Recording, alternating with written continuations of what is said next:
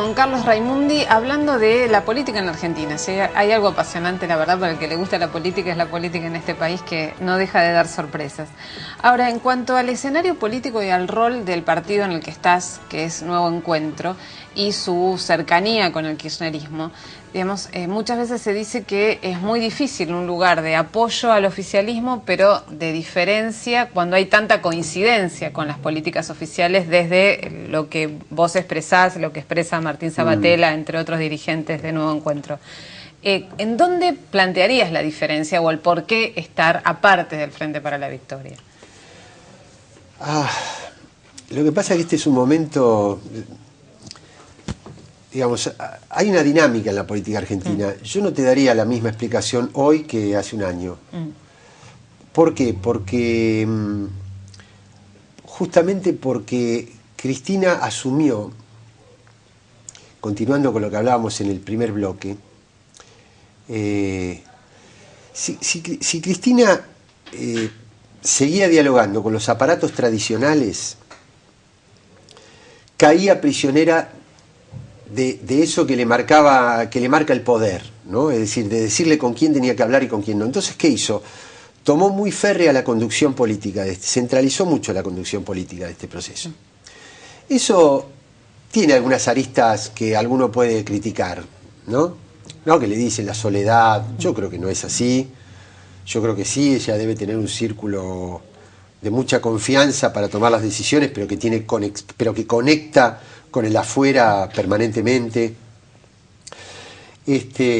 ¿Por qué? Porque si ella hubiera quedado expuesta a la disputa de aparatos, Partido Justicialista, CGT, imagínate si hubiera armado las listas de acuerdo con la cantidad de gente que le ponían en los actos públicos para apretarla. Entonces, ¿qué hizo ella? Centralizó eso y dijo, yo voy a conducir este proceso. Entonces hoy me parece que digamos, en el periodo que viene ahora, en el año 2013, la fuerza política que va a sostener este proceso y que seguramente va a sostener su continuidad y el liderazgo de Cristina y demás, no va a ser igual que la que sostuvo 2009-2011, que dio origen a que Nuevo Encuentro fuera otra cosa distinta que el Frente para la Victoria. Pero en eso, ¿qué imaginas? ¿Una posible integración de Nuevo Encuentro al Frente? Mira, yo lo que imagino es... a mí lo que me ordena, digamos, es el acto de Vélez Sarsfield. Porque ahí yo te diría... Nuevo Encuentro estuvo ahí, La Cámpora, Colina, Movimiento Evita, todas esas organizaciones, muchísimos jóvenes independientes, este nuevo paisaje de la política. ¿Nosotros estamos formalmente en el Frente para la Victoria? No, no estamos. Otacé, por ejemplo, el intendente de Merlo, está en el Frente para la Victoria. Ahora, ¿cómo es eso? ¿Quién representa más el acompañamiento, estar consustanciado con la agenda superadora, profundizadora, con lo que expresa Cristina, con lo que expresan los jóvenes? Entonces, me parece que se va a ir dando como una nueva, no sé si va a haber una integración formal.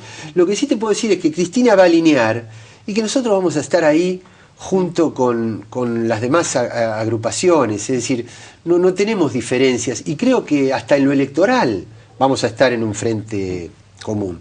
De hecho, yo integré la lista del Frente para la Victoria en un acuerdo con el Nuevo Encuentro, pero a nivel provincial tuvimos listas separadas, pero a nivel de diputados nacionales yo integré la misma lista. Así que ese proceso naturalmente se va a dar de acercamiento, de ensamblamiento, porque lo que hoy ordena es son esta agenda de prioridades que está marcando Cristina, que a mí me parece muy consistente. Me gustaría después, si te parece, hablar un poquito de eso, ¿no? De cómo se está armando una política consistente, ¿no? A nivel de la política interna, lo que está planteando Cristina en los foros internacionales.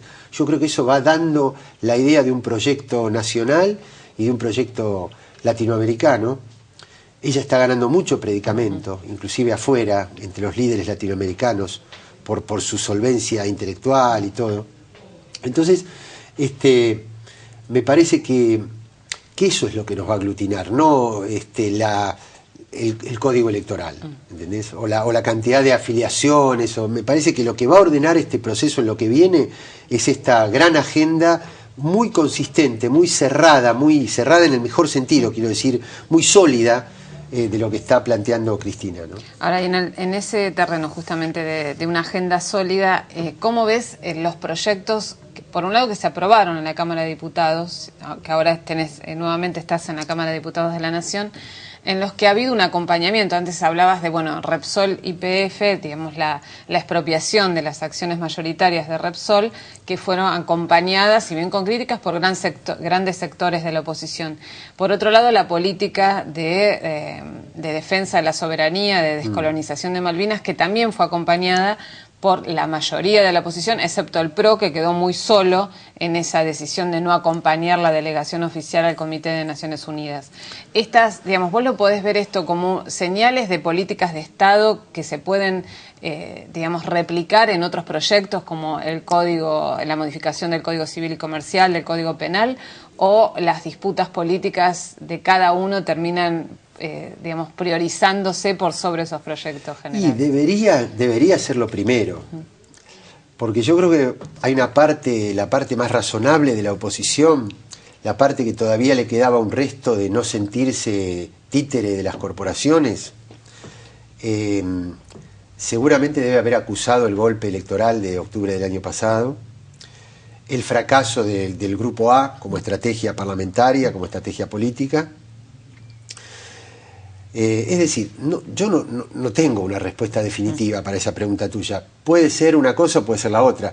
Si cuando decidieron apoyar lo de Malvinas o apoyar YPF es porque vieron encuestas o porque en el caso de los radicales la historia irigoyenista, digamos, lo llevaba a eso, y después, una vez pasado eso, cuestionan todo lo demás y vuelven a una especie de grupo A, no lo sé. Yo creo que ni siquiera es bueno para ellos. Yo creo que no es bueno para el país y que tampoco es bueno para ellos. Pero bueno, no lo sé, porque te digo, me gustaría creer que van a cambiar. Ahora, vos fíjate una cosa. Ellos aprobaron el proyecto de ley, fíjate estas cosas que tiene la oposición, ¿no? Que son tan locas.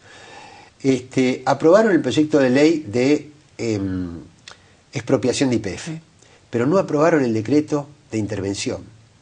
¿Qué quiero decir con esto, Nora? Si yo anuncio que voy a intervenir en una empresa petrolera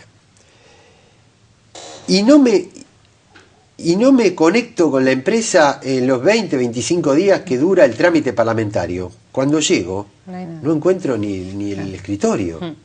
Entonces, la presidenta fue muy inteligente. En el mismo instante que estaba haciendo el anuncio, los interventores estaban tirando abajo la puerta de la empresa para saber qué es lo que estaba pasando en la empresa. Si no hubiera existido ese decreto de intervención, perdía sentido la expropiación después. Los radicales votaron en contra, el Frente Amplio Progresista votó en contra. Entonces, la verdad, a mí me desorientan un poco. Apoyan algunas cosas, en otras vuelven atrás. Siempre ellos lo harían mejor, salvo cuando gobiernan, pero siempre lo harían mejor. Entonces, a mí me parece que tenemos que ser lo más maduros posibles. Ojalá cambie esa actitud de la oposición, pero si no cambia tenemos que seguir con los que realmente estamos decididos a profundizar esto, ¿no? Que yo creo que es importante porque vos fíjate que la presidenta hace una apelación, el otro día en el Comité de Descolonización hace una apelación a valores, ¿no? Cuando ella dice, pero si hay muchos más ingleses viviendo en el continente que en Malvinas, y alguno de ellos puede decir que nosotros le faltamos a sus derechos. ¿Cómo puede el Reino Unido hablar en nombre de la libertad, de los valores democráticos, siendo una potencia colonial como lo es, no como lo ha sido solamente, sino... Entonces, la posición en el grupo de Río ambiental, que no quiero pasar por encima de eso, porque fíjate que los países poderosos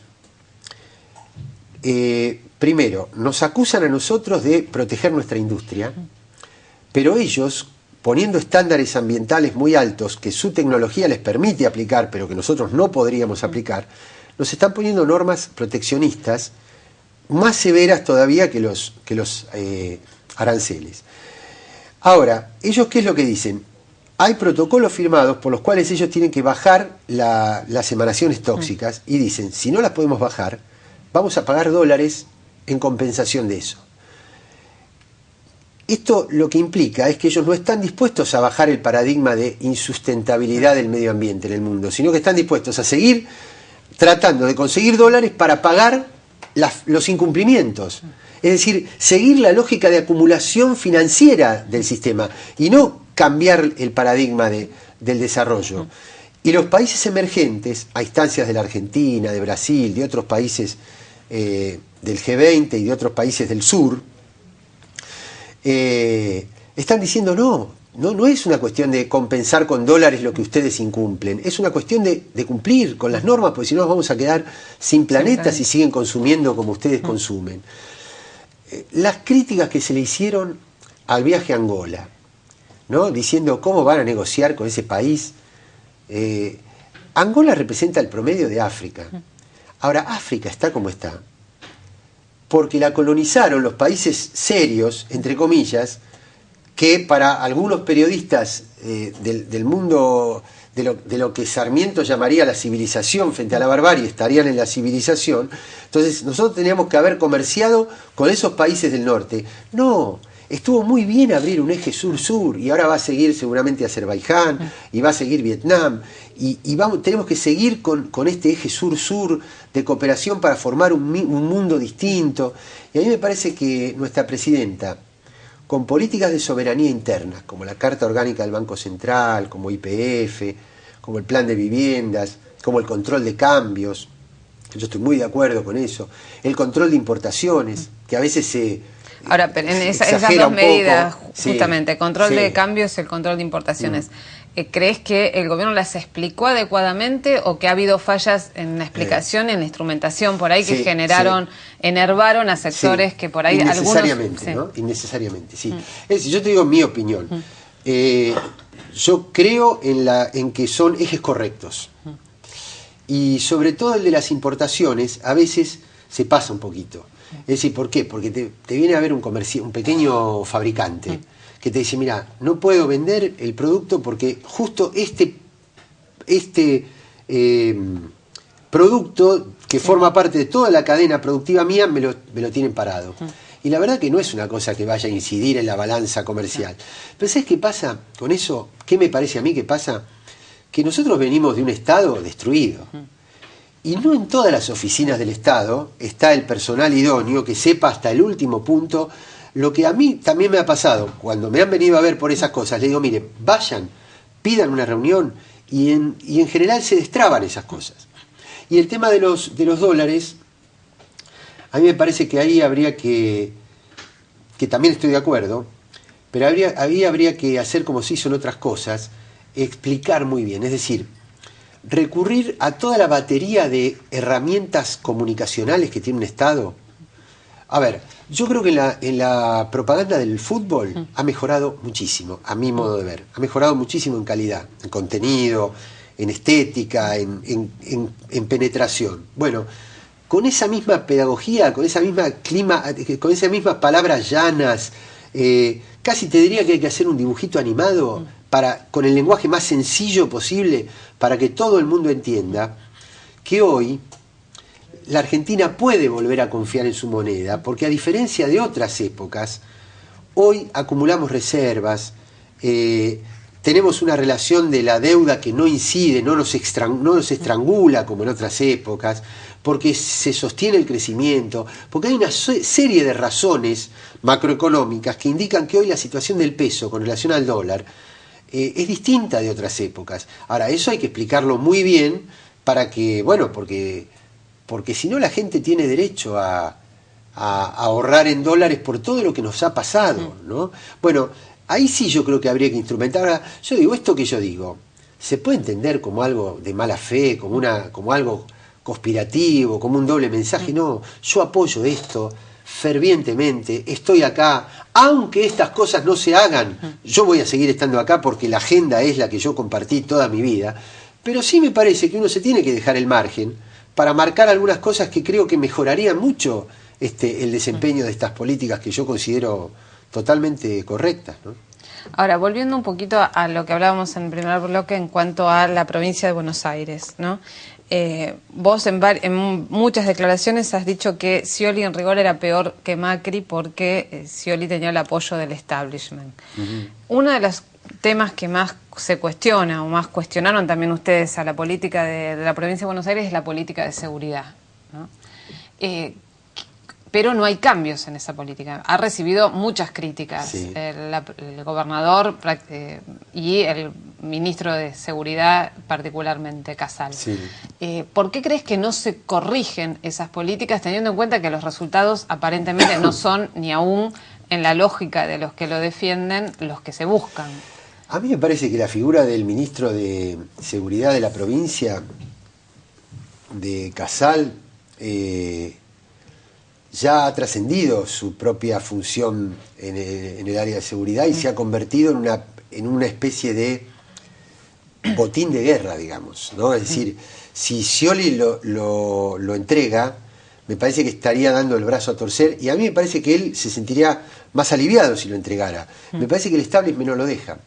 Pero no lo deja no porque defienda lo que hace Casal en seguridad, que todo el tiempo lo están como inflando, ¿no? Con esos mega operativos, que están armados, porque la verdad que eso son cosas armadas, cuando dicen 1000 kilos de cocaína o tanta cantidad de armas, todo eso se arma y se lo presenta mediáticamente.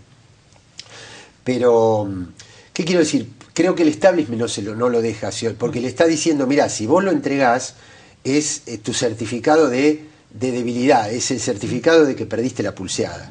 Y ellos están en una pulseada vía Scioli. Creo que otro personaje que ellos van a jugar es el de Urtubey, un hombre extremadamente cercano a la cúpula de la iglesia, además, pero joven. Yo creo que ellos van a jugar esas figuras. Así que creo que lo de Casal ya no está circunscripto solo a las políticas de seguridad de Casal, sino que ya se ha convertido en una especie de emblema.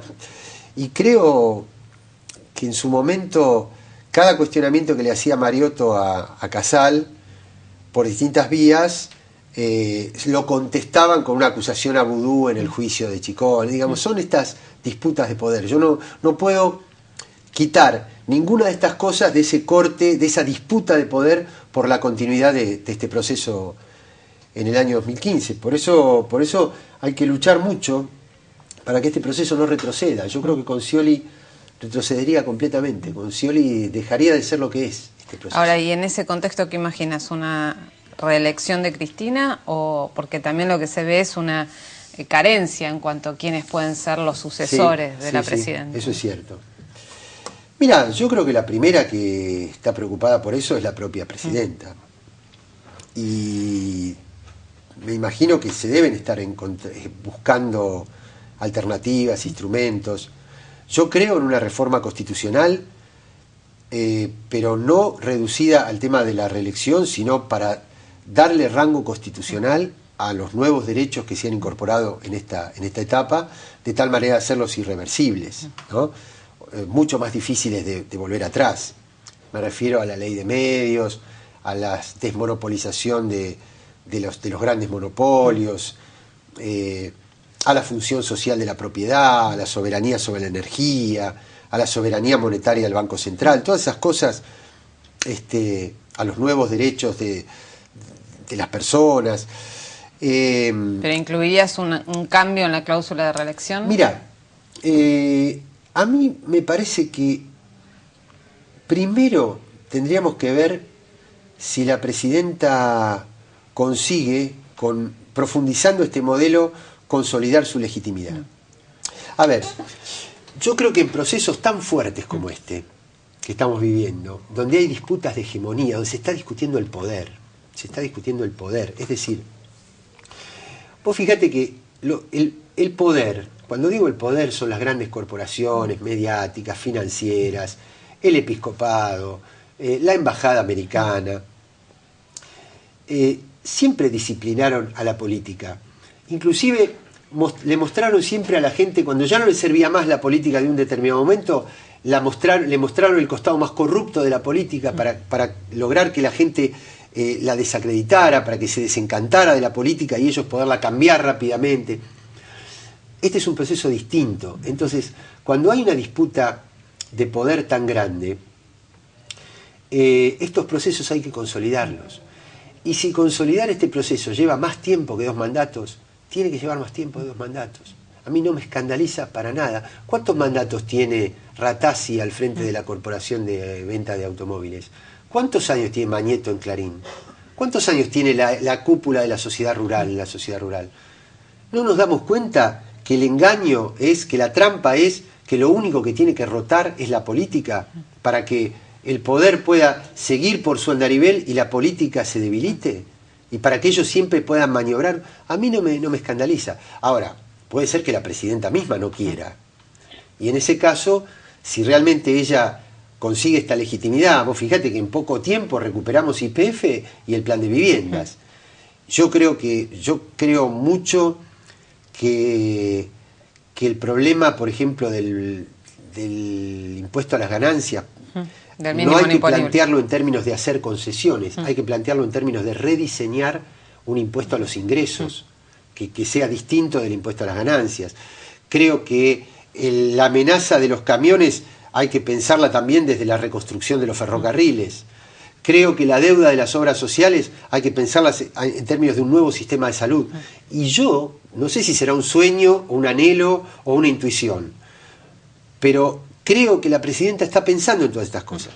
Entonces creo que si el país siguiera cambiando a este ritmo, la presidenta tendría una legitimidad o bien para tener un nuevo mandato o bien para decir quién debería ser su sucesor, como hizo Lula en su momento. Pero lo que no creo, esto sí es una afirmación fuerte, es que la reelección tenga que estar delante de la legitimidad. Es decir, no plantear solo la reelección, no ponerse los zapatos primero que las medias, digamos, ¿no? Es decir, primero a dónde va el país, reafirmar, profundizar, consolidar. A partir de ahí yo creo que la propia población va a pedir la continuidad de este proceso. Bueno, para terminar te pido que saques un par de cartas y me digas qué opinás de un pequeño ping-pong. No sabía esto. Ah, viste, tenemos sorpresas. ¿Qué hago? Mostrame. Bueno, Ricardo Alfonsín. Te salió el pasado radical. No, ¿qué es? Poneme alguna palabra a ese sonido. Y es que, no sé, me parece que ya dije todo. Bueno, otra, dale. Chiche Dualde. Chiche Dualde. No, me parece que ya está. Ya está. Hablemos del futuro, ¿no? Hablemos del futuro. Ya fueron. Qué poquito que te dije, ¿no? De los dos. Bueno, saca uno más. Me parece que representan muy poquito, ¿eh? Vos decís que lo que dijiste es lo que sí, representa. Me parece que sí. Bueno. Y Macri, y yo creo que a Macri lo pensaron como la nueva derecha, como una especie de Sebastián Piñera de la Argentina, ¿no? Una derecha remozada, pero que no le da. Parece que no le da. ¿No? ¿Pero por qué? Porque yo creo en los liderazgos que tienen volumen, que tienen capacidad, cosmovisión, y me parece que Macri no tiene eso. ¿Qué tiene? Que la votar. Saqué 3 cartas que son casi conjunto vacío, en términos de espesor. De ¿no? espesor político. Sí, la verdad. Bueno, es todo un síntoma. Muchísimas gracias, Carlos Raimunde, por estar acá en Notas Verdaderas. Bueno, nos vemos la semana que viene en Notas Verdaderas por QM. Muchas gracias.